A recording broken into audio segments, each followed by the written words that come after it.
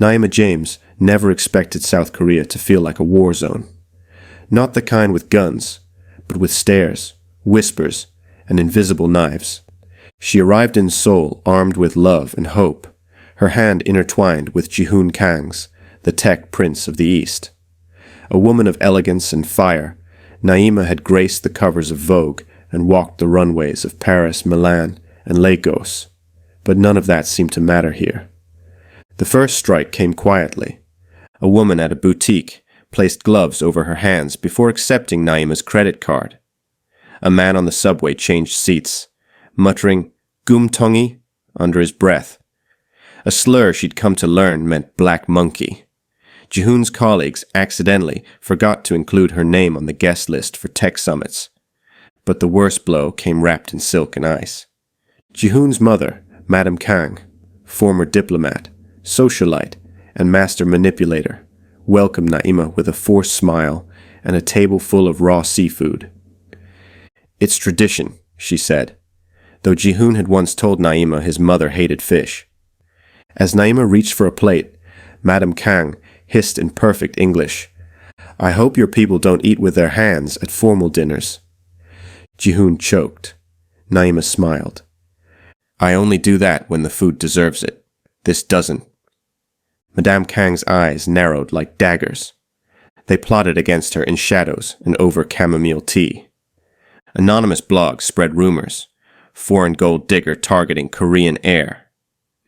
Ji-hoon's family's PR team leaked stories suggesting Naima had a criminal past in the U.S.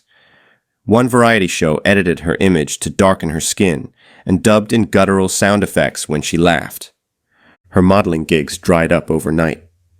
Ji-hoon offered to leave it all behind and move to Nairobi or Paris, but Naima refused. "Running never changed anything. They want me invisible. I will make sure they choke on my name." She moved differently after that. Naima stopped trying to be liked. She started building. She launched Black Velvet Soul, a cross-cultural media platform, not just for black women, but for anyone made to feel like other in Korea.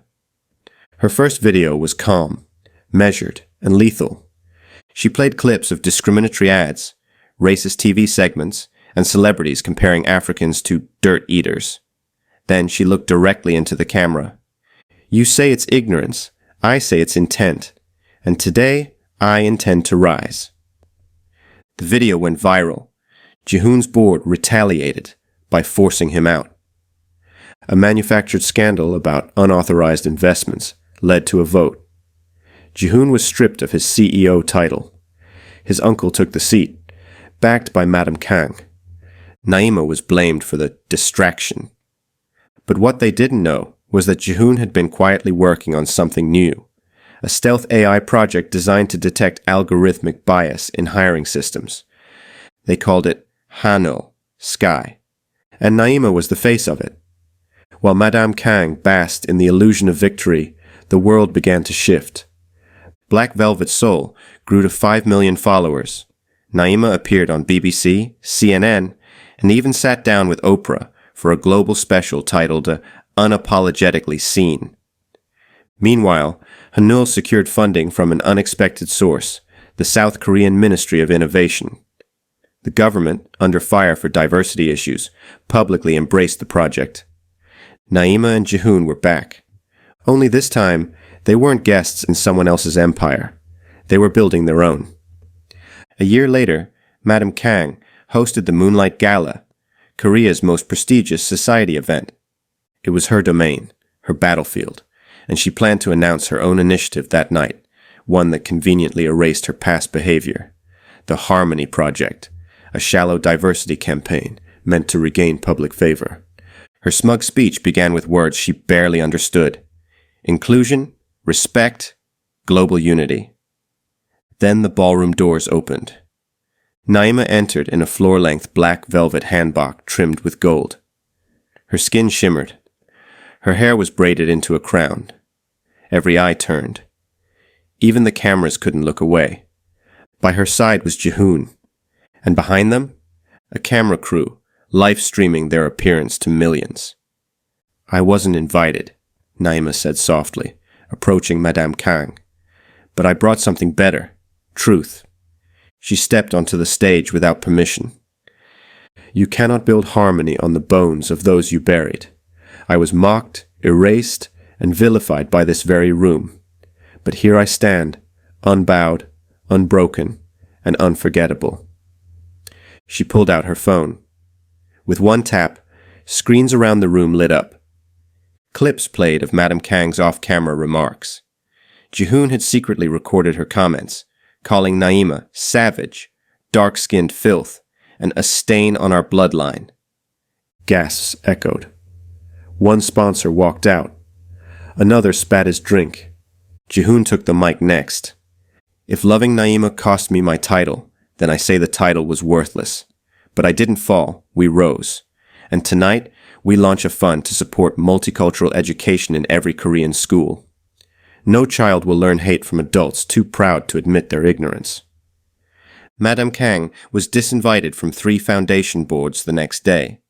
Jihoon's uncle resigned after whistleblowers, empowered by Naima's story, exposed embezzlement within the company. Within 2 months, Jihoon was reinstated, not just as CEO, but as chairman. Naima received an official apology from Korea's Ministry of Culture. But the sweetest revenge came in private. Madame Kang showed up at their penthouse, without security, without fanfare. I want to meet my granddaughter, she said stiffly. Naima folded her arms. Why now? Madame Kang looked older, smaller, defeated. Because I was wrong. Silence fell like snow. Naima opened the door slowly. Their daughter, Nari, toddled forward with wide eyes and a book in her hands. She doesn't speak hate, Naima said firmly with steel of resolve. Only love. You can join her world, but if you ever bring darkness to her light, I will erase you from our story completely. Madame Kang nodded, and for the first time in her life, she bowed. 2 years later, Naima stood on stage at the Global Change Summit in Tokyo. Her speech was titled, Power in Skin, Fire in Voice. She shared her journey not as a victim, but as a victor. They called me too loud, so I made the world listen. They called me too dark, so I lit up the future. They tried to erase me. Now, they study me. The crowd stood in thunderous applause. Back in Seoul, Madame Kang sat in a modest apartment, watching the broadcast alone. Jihoon had built a new empire, and Naima, well, she was rewriting what Korea thought power looked like. Photos of their family hung on her wall now. She no longer looked at Naima as the African girl. She looked at her as the woman who shattered her fortress of prejudice and rebuilt something far greater in its place. Naima didn't just get the last laugh.